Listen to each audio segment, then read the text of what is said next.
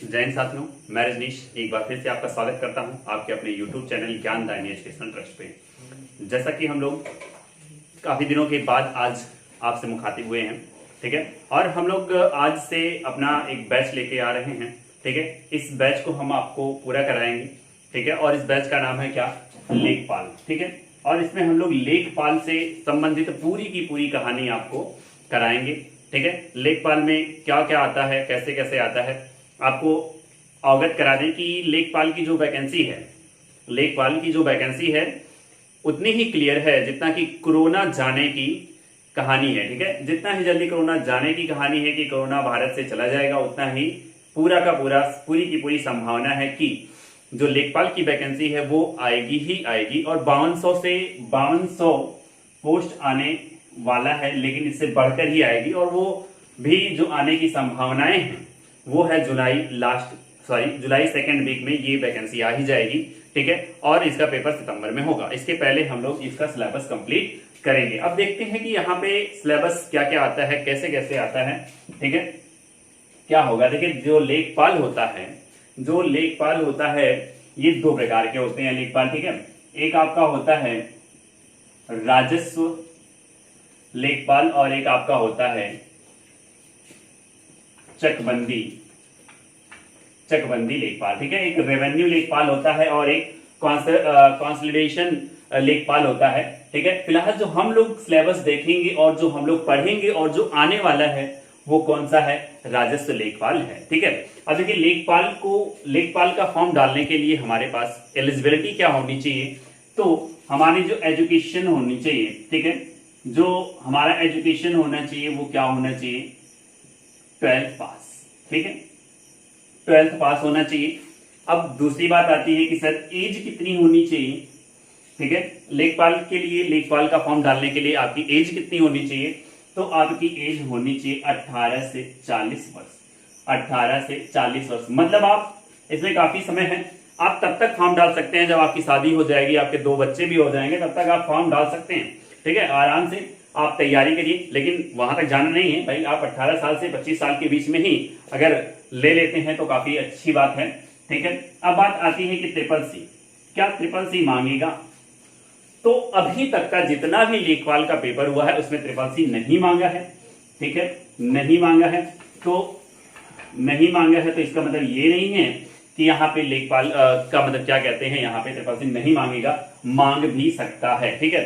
तो आप क्या करिए, अभी से ही फॉर्म डाल दीजिए। और ये जो पात्रता है ट्रिपल सी की, आप इसे ले सकते हैं, आप इसे ले लीजिए, ठीक है। ताकि आपको अगर मांगता भी है तब भी आप वैलिड हो फॉर्म डालने के लिए, ठीक है। अब चलिए बात करते हैं कि नेगेटिव मार्किंग होगी। तो अभी तक के जितने भी पेपर हुए हैं लेखपाल के, तो उसमें नेगेटिव मार्किंग नहीं हुई है, तो इसमें भी नहीं होने की संभावना है, ठीक है। इसमें भी नहीं होने की संभावना है। अगर आप इतनी क्राइटेरिया को पूरा करते हैं, ठीक है, अगर आप इतनी क्राइटेरिया को पूरा करते हैं तो आप फॉर्म डाल सकते हैं, ठीक है। तो आप फॉर्म डाल सकते हैं, ठीक है। अगर आप एमसीए बीसीए किए हैं, अगर ये सब सारी चीजें किए हैं, कंप्यूटर से कोई भी जानकारी रखते हैं तो आप फॉर्म डाल सकते हैं, ठीक है। चलिए अब बात कर लेते हैं कि जो इनका सिलेबस होगा वो सिलेबस क्या होगा, ठीक है।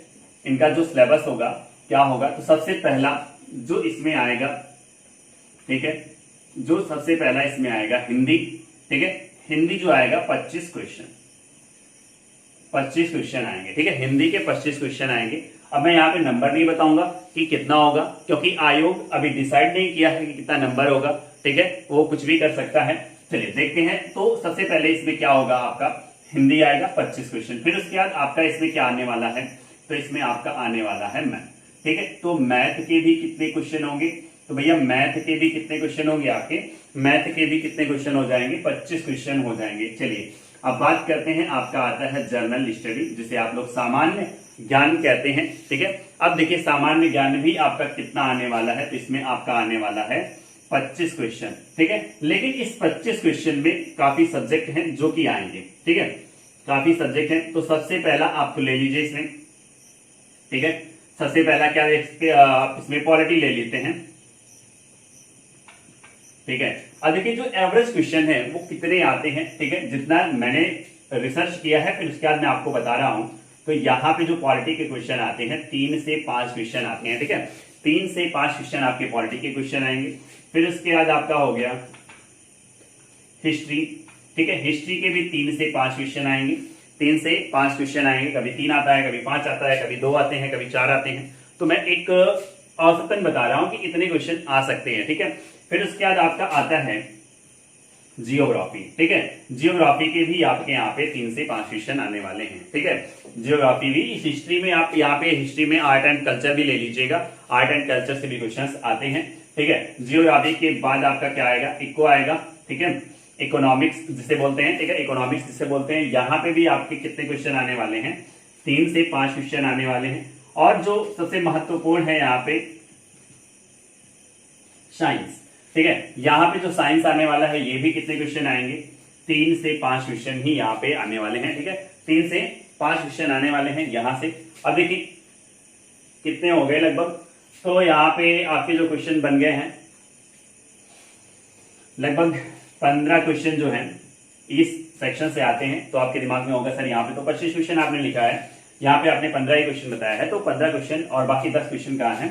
तो 10 क्वेश्चन जो है काफी इंपॉर्टेंट होता है, जो इसमें से 10 क्वेश्चन आता है और काफी ही इंपॉर्टेंट होता है, जो आपको पेपर में पास कराने की क्षमता रखता है। वो कौन सा, वो क्या होता है, तो आपका होता है सीए, ठीक है, जिसे हम लोग कहते हैं करंट अफेयर, जिसे हम लोग क्या कहते हैं, करंट अफेयर। तो ठीक है, आपको समझ में आ रहा होगा कि जो क्वेश्चंस हैं किस प्रकार से बनते हैं, ठीक है। पॉलिटी से आपके 3 से 5 क्वेश्चन, हिस्ट्री से 3 से 5 क्वेश्चन, जियो से मतलब जियोग्राफी से, भूगोल से जिसे हम लोग कहते हैं, भूगोल से कितना आएगा, 3 से 5 क्वेश्चन, ठीक है। इकोनॉमिक्स जिसे अर्थशास्त्र कहा जाता है, इसमें भी आपके 3 से 5 क्वेश्चन आएंगे, ठीक है। साइंस के भी 3 से 5 क्वेश्चन, कभी 3, कभी 4, कभी 5, कभी 2, कभी 1, ठीक है। और कभी कभी नहीं भी आता है, ऐसा भी है, लेकिन हमें पढ़ना तो पूरा पड़ेगा, ठीक है। हमें पूरा पढ़ना पड़ेगा। और हम यहां तक कि आपको सोच रहे हैं कि जो है कि आपका सिलेबस आपके पेपर खत्म होने से पहले करा देंगे, ठीक है। आप देखिए जो चौथा पार्ट है जो काफी इंपॉर्टेंट है, ठीक है, जो चौथा पार्ट है काफी इंपॉर्टेंट है, जिसे हम लोग क्या कहते हैं, ग्रामीण विकास, ठीक है, ग्रामीण विकास। यहां से भी आता है आपके 25 क्वेश्चन। अगर आपको लेखपाल का पेपर निकालना है, अगर आपको लेखपाल का पेपर निकालना है तो आपको ग्रामीण विकास पे फोकस करना होगा। जिस प्रकार हम चाय बिना चाय पत्ती के नहीं बना सकते हैं, उसी प्रकार हम लोग लेखपाल भी बिना ग्रामीण विकास के क्वेश्चंस को किए नहीं निकाल सकते हैं, ठीक है। और एक बात यहाँ पे आप ये देख लीजिए, ये सेक्शन वाइज में आपको पास होने की कोई आवश्यकता नहीं है, ठीक है। आप पूरे में मिलाकर आपको पास होना है। चलिए अब देखिए ग्रामीण विकास में हम लोग क्या पढ़ते हैं यहाँ पे, तो यहाँ पे होता है विलेज डेवलपमेंट, ठीक है, विलेज डेवलपमेंट एंड सोसाइटी, ठीक है, विलेज डेवलपमेंट एंड सोसाइटी। यहां से आपके आते हैं 15 क्वेश्चन, ठीक है। विलेज डेवलपमेंट एंड सोसाइटी से कितने क्वेश्चन आते हैं आपके, तो आपके क्वेश्चन आते हैं 15, ठीक है, आपके क्वेश्चन आते हैं 15। अब देखिए इसी में ही 15 में से जो 10 क्वेश्चन हमारा बच रहा है, वो जो 10 क्वेश्चन बच रहा है वो आपका आता है यूपी स्पेशल, ठीक है। आपका जो 10 क्वेश्चन आ रहा है यूपी स्पेशल, यानी कि अगर आप यूपी के लेखपाल बनने वाले हैं तो आपको यूपी के बारे में कितनी चीजें मालूम है। अब देखिए यहाँ पे जो हम शुरू करेंगे, ठीक है, सबसे इंपॉर्टेंट जो है हमारा क्या है, ग्रामीण विकास। तो यहां से मैं ग्रामीण विकास आपको शुरू करूंगा, ठीक है, और यहां से ग्रामीण विकास में शुरू करूंगा। और साइंस के कुछ पार्ट मैंने आपको पढ़ाए हुए हैं, ठीक है। तो आप प्लेलिस्ट जो कि इसके डिस्क्रिप्शन में दी हुई है साइंस की, आप वहां से साइंस के कोर्स को पूरा करने की कोशिश करें। और हिंदी के क्वेश्चन हमने कुछ कराए हुए हैं, ठीक है, जो कि चैनल में प्लेलिस्ट में आपको उपलब्ध है, वहां से आप इसे कवर कर सकते हैं। और बाकी के बाकी जो हैं, यहाँ पे मैथ की भी क्लास आपकी कुछ दिन में स्टार्ट कर दी जाएगी और जीएस की भी क्लास आपकी कुछ दिन में स्टार्ट कर दी जाएगी। बस 2-4 दिन के अंतर्गत में ये सारे क्वेश्चन स्टार्ट हो जाएंगे। और यहाँ पे मैं जो आपका शुरू करने वाला हूँ, ठीक है, ग्रामीण विकास। तो मैं ग्रामीण विकास पढ़ाऊंगा, पहले ग्रामीण विकास पूरा होगा, फिर उसके बाद मैं यूपी स्पेशल भी पढ़ाऊंगा। साथ में मैं करंट अफेयर की क्लास कल से आपको मिलने लगेगी, ठीक है, करंट अफेयर की क्लास जो है कल से आपको मिलने लगेगी। लेकिन मैं सप्ताह में कम से कम 3 दिन इसे पढ़ाऊंगा और 2 दिन, ठीक है, 3 दिन इसे पढ़ाऊंगा और 2 दिन क्या करूंगा, कि लेखपाल के लिए विशेष करंट अफेयर की क्लास में लेके आपके लिए आऊंगा, ठीक है। लेकिन आपको क्या करना है कि आपको वीडियो जो है क्या करना है, देखना है और अपनी नोट्स बनाना है और रेगुलर वीडियो को देखना है, ठीक है। और अगर आपको वीडियो अच्छी लगी तो आप लाइक भी कर लीजिएगा और शेयर कर दीजिएगा, ठीक है। और अगर चैनल पे नए हैं तो सब्सक्राइब भी कर लीजिएगा। अब देखते हैं हम लोग ग्रामीण विकास में थोड़ा सा आगे, ठीक है। ग्रामीण विकास में हम लोग थोड़ा सा आगे देखते हैं कि यहाँ पे हम लोग क्या क्या पढ़ेंगे, ठीक है। ग्रामीण विकास में हम लोग देखेंगे कि हमारा क्या होता है, कैसे होता है। चलिए अब देखते हैं हम लोग आगे।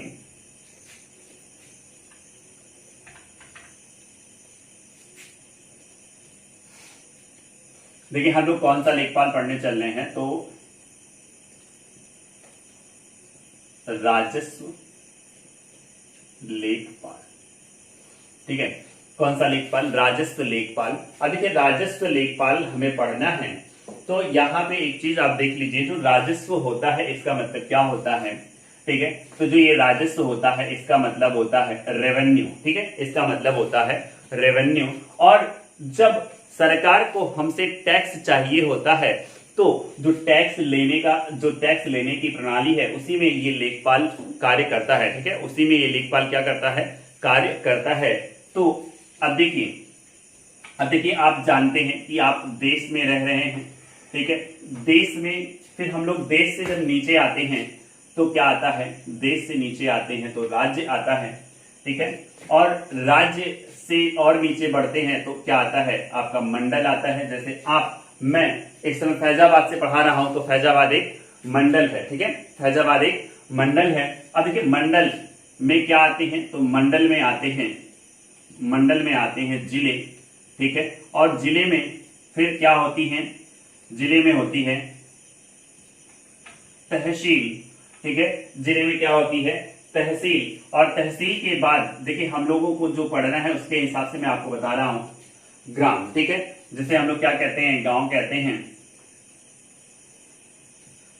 तहसील को तहसील कहते हैं, जिला को डिस्ट्रिक्ट कहते हैं, मंडल को मंडल कहते हैं और राज्य को स्टेट कहते हैं, देश को कंट्री कहते हैं। आप अंग्रेजी में इतना जानते हैं, ठीक है। अब देखिए यहां से देखिए यहां तक तो आपको मालूम है। अब देखिए हम लोग देखते हैं कि मंडल से कौन कौन से अधिकारी काम करते हैं, ठीक है, और कैसे करते हैं, इनके बारे में हम लोग जानने की कोशिश करते हैं, ठीक है। तो जो मंडल में सबसे बड़ा अधिकारी होता है, ठीक है, जो मंडल में सबसे बड़ा अधिकारी होता है उसे हम लोग कहते हैं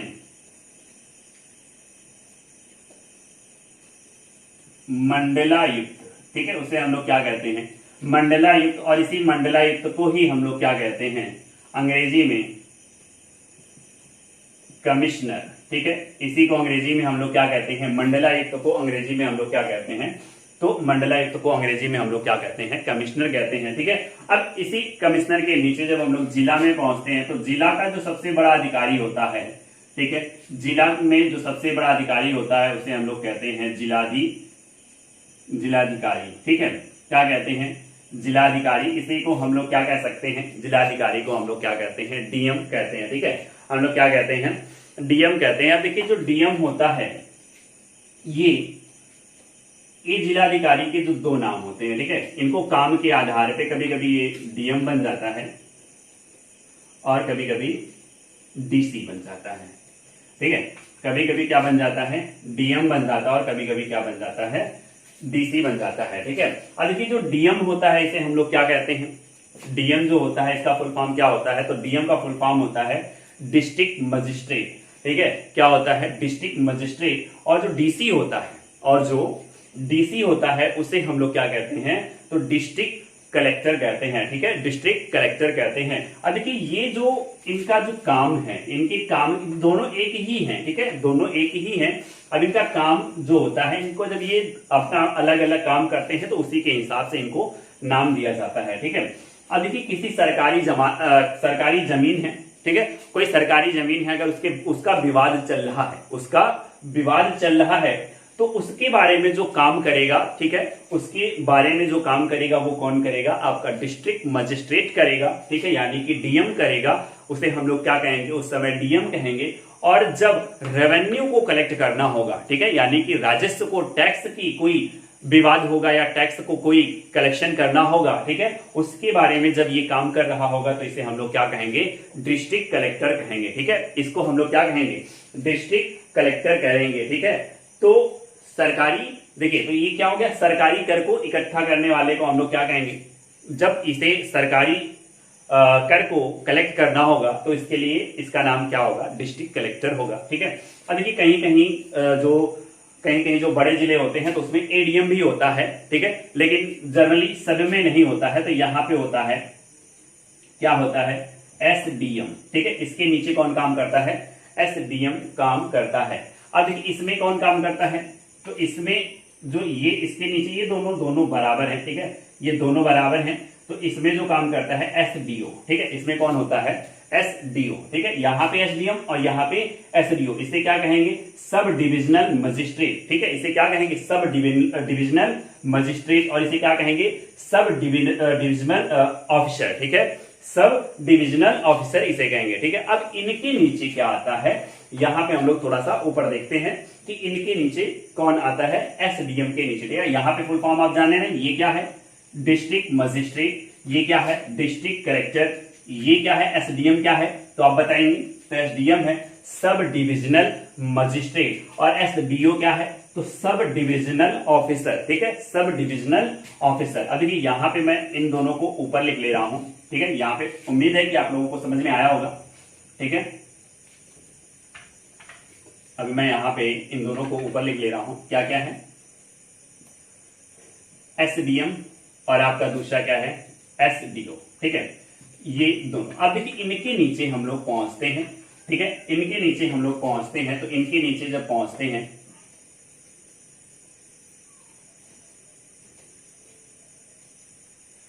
इनके नीचे जब हम पहुंचते हैं तो इनके नीचे कौन आता है, तो इनके नीचे आता है, चलिए मार्क नहीं चल रहा है, तहसीलदार, ठीक है, इनके नीचे क्या आता है, तहसीलदार, या यूं कह सकते हैं एसडीओ के नीचे भी कौन आता है, तहसीलदार। अब देखिए तहसीलदार के नीचे कौन आता है, तो तहसीलदार के नीचे आता है आपका नायब तहसीलदार, ठीक है, इसके नीचे कौन आता है, नायब तहसीलदार, और नायब तहसीलदार के नीचे आता है आपका रेवेन्यू इंस्पेक्टर, ठीक है, क्या आता है, रेवेन्यू इंस्पेक्टर, इसे हम लोग अंग्रेजी में, हिंदी में कहते हैं राजस्व निरीक्षक, ठीक है, इसे हम लोग हिंदी में कहते हैं राजस्व निरीक्षक, और अंग्रेजी में कहते हैं राजस्व, ठीक है, रेवेन्यू इंस्पेक्टर अंग्रेजी में कहते हैं, सॉरी, और इसी को हम लोग कहते हैं कानून गो, ठीक है, इसी को हम लोग क्या कहते हैं, कानून गो कहते हैं, ठीक है। अब इनके नीचे कौन आता है, तो इनके नीचे आते हैं लेखपाल, ठीक है, इनके नीचे आते हैं लेखपाल। तो यही जानना है कि लेखपाल के ऊपर कितने लोग होते हैं, तो इतने लेखपाल को ही हम लोगों को पढ़ना है, जो कि आप लोग इस समय अब हैं, ठीक है। अब आप लोग क्या हैं, लेखपाल हैं, तो आप लोग ये जान लीजिए कि आप लोग लेखपाल बन चुके हैं और आपकी ट्रेनिंग हो रही है, ठीक है। जब आप ये दिमाग में रखेंगे तो आप क्या हो जाएंगे, तो आप कंसंट्रेट हो जाएंगे अपनी पढ़ाई को लेकर, और जो कंसंट्रेट हो गया, ठीक है, जो डिसिप्लिन में आ गया और जो तैयारी करने लगा, वो समझ लीजिए लेखपाल बन जाएगा। और नहीं तो भाई आप देखते रहेंगे कि वैकेंसी कब आएगी, फॉर्म कब भरा जाएगा, ठीक है, और उसके बाद आपको पता चलेगा डेट भी निकल गई, ठीक है, और आप लेखपाल बन भी नहीं पाए। तो आपको लेखपाल अगर बनना है तो अभी से क्या हो जाइए, डिसिप्लिन में आ जाइए और अपनी तैयारी करना शुरू कर दीजिए हमारे साथ, ठीक है, हमारे साथ तैयारी करना शुरू कर दीजिए। मैं आपको फ्री ऑफ कॉस्ट क्या कर रहा हूं कि आपके लिए मैं ये क्वेश्चंस और ये पूरा का पूरा सिलेबस लेके आया हुआ हूं, ठीक है। चलिए देखते हैं अब लेखपाल, अब इसी के बारे में हम लोगों को जानना है, ठीक है। अब देखिए लेखपाल के बारे में हम लोग को जानना है, तो लेखपाल जो होते हैं, मैंने आपको पहले ही बताया कि जो लेखपाल होते हैं, अब देखिए यहाँ पे तहसीलदार की भी अपनी पोस्ट होती है और नायब तहसीलदार की भी अपनी पोस्ट होती है। हम आगे पढ़ेंगे, अभी जब हम लोग आगे बढ़ेंगे तो इसके बारे में और डिटेल से सीखेंगे, ठीक है। अब देखते हैं, यहाँ पे देखते हैं लेखपाल के बारे में, ठीक है। तो लेखपाल जो होते हैं क्या होते हैं, एक तो होता है आपका एक तो होता है आपका चकबंदी,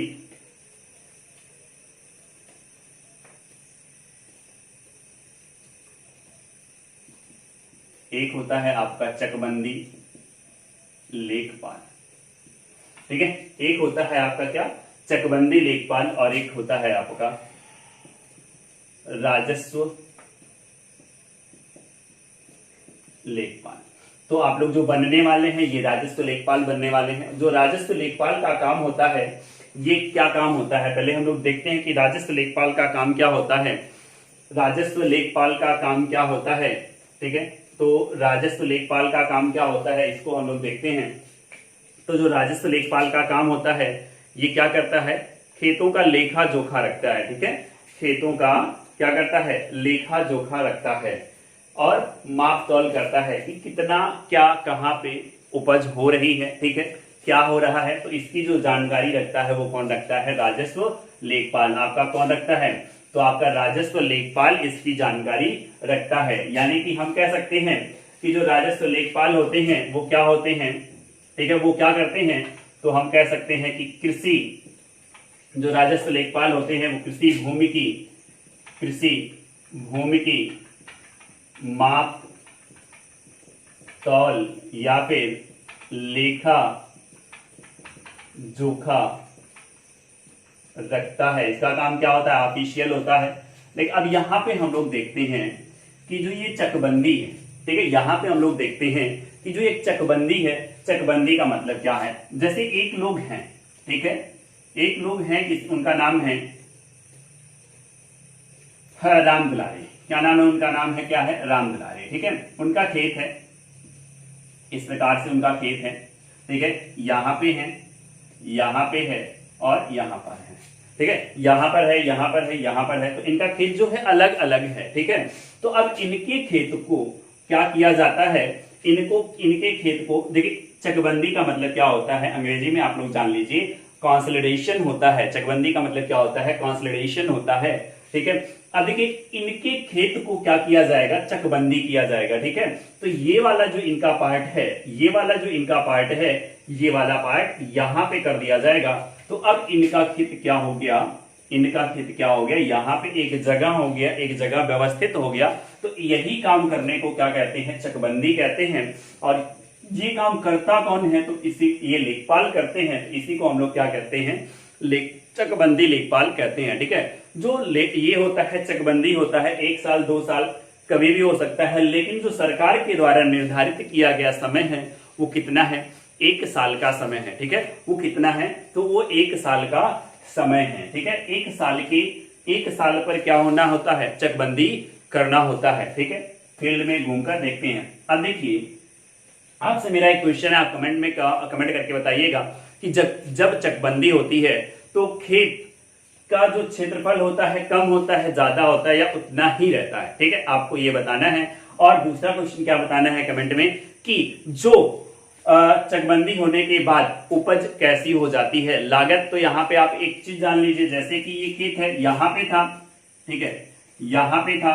अब देखिए इनका खेत, ठीक है, इनका खेत क्या है, मिस्टर ए का खेत क्या है, अलग अलग है। अब देखिए अलग अलग खेत होने के कारण इनको अलग अलग हर जगह पे क्या करना होगा, इनको अलग अलग हर जगह पे, जैसे सिंचाई करने के लिए अलग अलग बोरिंग करानी होगी। ठीक है, हर कुछ अलग अलग करना होगा। इनके पास खर्चा ज्यादा लगेगा, लेकिन इनको उपज क्या होगी, कम मिलेगी। इनको फायदा क्या होगा, कम मिलेगा। लेकिन चकबंदी कर देने से इनका खेत यहाँ पे जब पहुंच जाएगा, ठीक है, एक का खेत जब यहाँ पर पहुंच जाएगा तो सब एक ही हो जाएगा। तो इनको कम साधन में, कम लागत में, ठीक है, कम साधन में कम लागत में इनको उपज क्या मिलेगी, ज्यादा मिलेगी। ठीक है, इनको उपज क्या मिल जाएगी, तो ज्यादा मिल जाएगी। तो आपको उम्मीद है कि जो चकबंदी लेखपाल का मतलब क्या होता है आपको समझ में आ गया, राजस्व लेखपाल का क्या मतलब होता है ये भी आपको समझ में आ चुका होगा।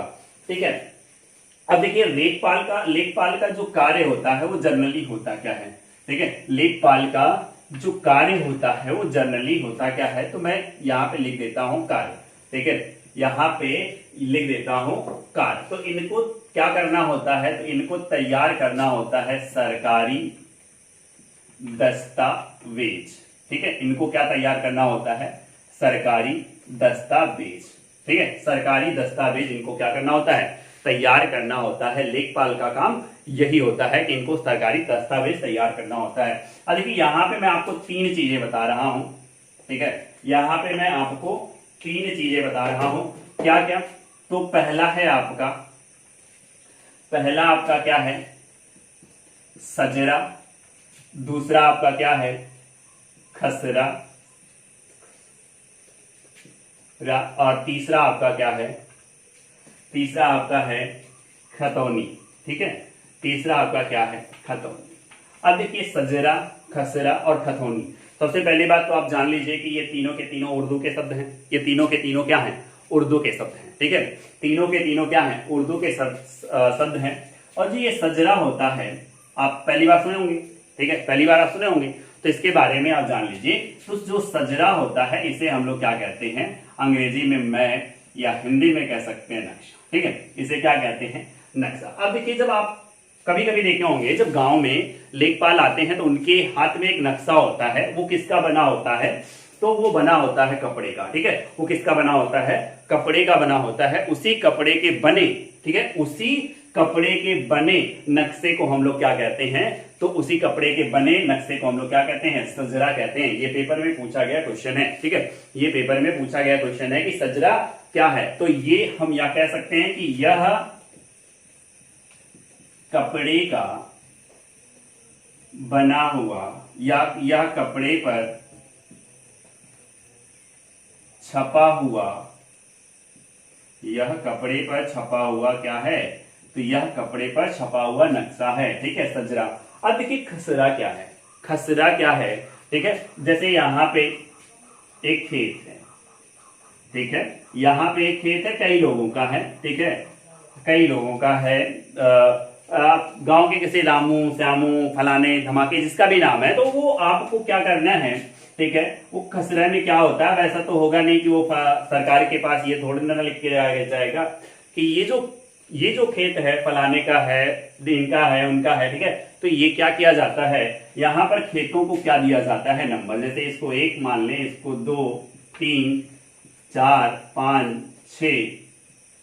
ठीक है, इस प्रकार से नंबर दे दिया जाता है। और इसी नंबर को, ठीक है, खेतों को नंबर जो दिया जाता है, इसी को हम लोग क्या कहते हैं, खसरा कहते हैं। ठीक है, खेतों को दिया जाने वाला नंबर क्या कहलाता है, खेतों को दिया जाने वाला नंबर कहलाता है खसरा। ठीक है, खेतों को दिया जाने वाला नंबर क्या कहलाता है, खसरा कहलाता है। अब बात करते हैं खतौनी। ठीक है, अब बात करते हैं खतौनी। तो खतौनी क्या होती है, ठीक है, खतौनी क्या होती है, तो जो खतौनी होती है, जैसे मैं हूं, ठीक है, मेरे 5 भाई हों, और उन 5 भाई में क्या हो जाए, ठीक है, बंटवारा हो जाए, और उनके खेतों का जो नंबर है, उनके जो खेतों का नंबर है अलग अलग है। अब इन्हीं खेतों का जो नंबर है, इन्हीं खसरा नंबर को एक साथ मिलाकर प्रदर्शित करना क्या कहलाता है, खतौनी कहलाता है। ठीक है, एक प्रकार से क्या कहते हैं, खसरा नंबर को मिलाकर एक में व्यवस्थित करना। ठीक है, किसी एक परिवार के सभी खसरा नंबर को एक में प्रदर्शित करना। ठीक है, एक में प्रदर्शित करना क्या कहलाता है, खतौनी कहलाता है। ठीक है, क्या कहलाता है, खतौनी कहलाता है। तो उम्मीद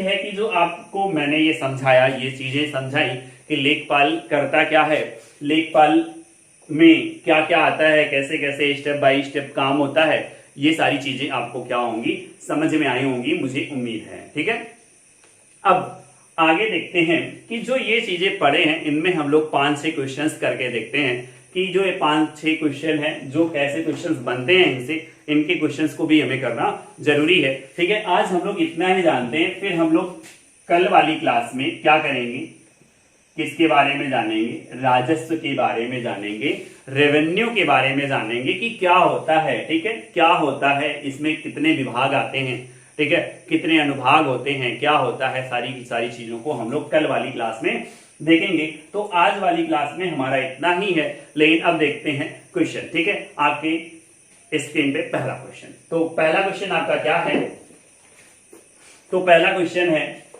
कि लेखपाल खसरा तैयार करके अगले वर्ष जमा कर देता है। ठीक है, अगले वर्ष जमा कर देता है, तो तो किसके पास जमा कर देता है? जल्दी से आप ऑप्शन पढ़िए और उसके बाद हमें कमेंट में बताइए, ठीक है? कमेंट करके इसका आंसर बताइए। तो किसके पास? ग्राम प्रधान के पास, तहसीलदार के पास, जिला कृषि अधिकारी के पास, या रजिस्ट्रार कानून गो के पास। ठीक है, अभी मैंने आपको थोड़ा देर पहले बताया कि लेखपाल किसके पास जमा करेगा। ठीक है, तो देखिए जब लेखपाल क्या खसरा तैयार करता है तो उसे 1 साल तक तो अपने पास रख सकता है, लेकिन 1 साल बाद उसे कहां जमा करना होता है तो आप जल्दी से बताएंगे। तो इसका आंसर हो जाएगा आपका डी नंबर। ठीक है, पहले का आंसर क्या होगा? तो डी नंबर हो जाएगा क्या? रजिस्ट्रार कानून गो के पास जमा करेगा। ठीक है, पहला क्वेश्चन का आंसर ये आपका हो गया। चलिए नेक्स्ट क्वेश्चन आपके स्क्रीन पे देखते हैं क्या है। लेखपाल के कागजात पर हस्ताक्षर होते हैं। ठीक है, लेखपाल का जो कागज होता है, ठीक है, कागजात जो होते हैं जो अपना तैयार करता है उस पे किसका हस्ताक्षर होता है? तो किससे संबंधित है भाई? राजस्व से संबंधित है तो किसका होगा? राजस्व अधिकारी का ही होगा। ठीक है, इस पे जो सिग्नेचर होगा वो किसका होगा? राजस्व अधिकारी का ही होगा। ठीक है, चलिए अब दूसरी बात, चूंकि काफी इंपॉर्टेंट क्वेश्चन है, काफी बार पेपर में पूछा गया है। नेक्स्ट क्वेश्चन जल्दी से इसका आंसर बताइए। तो क्वेश्चन क्या कह रहा है? क्वेश्चन कह रहा है खतौनी में लेखपाल परिवर्तन करता है। ठीक है, खतौनी में लेखपाल परिवर्तन करता है, किसके द्वारा करता है? नीली इंक के द्वारा, लाल इंक के द्वारा, काली इंक के द्वारा, हरी इंक के द्वारा। तो आपका आंसर क्या हो जाएगा? तो आपका आंसर हो जाएगा भैया, आपका आंसर क्या हो जाएगा? तो आपका आंसर हो जाएगा लाल इंक द्वारा। ठीक है, आपका आंसर क्या हो जाएगा? लाल इंक द्वारा। क्या करता है? लाल इंक द्वारा ये क्या करता है? खतौनी में कोई भी परिवर्तन करता है। चलिए नेक्स्ट क्वेश्चन, इसका आंसर बताइए। ठीक है, तो नेक्स्ट क्वेश्चन है जोत बही में पेजों की संख्या कितनी होती है? जोत बही में पेजों की संख्या कितनी होती है? देखिए जो जोत बही रजिस्टर होता है, ठीक है, आपके खेत में क्या हो रहा है, कितना हो रहा है, इसके लिए एक रजिस्टर बनाया जाता है जो कि लेखपाल बनाता है। तो उसमें वो कितने पेजों का होता है? ठीक है, वो कितने पेजों का होता है? तो आपका ऑप्शन है 15 पेजों का, 12 पेजों का, 16 पेजों का, 19 पेजों का। आंसर बताइए जल्दी से आप। तो आप आंसर करेंगे सर 16 पेजों का। ठीक है, कितने का होता है? 16 पेजों का होता है। अब बात करते हैं नेक्स्ट क्वेश्चन की।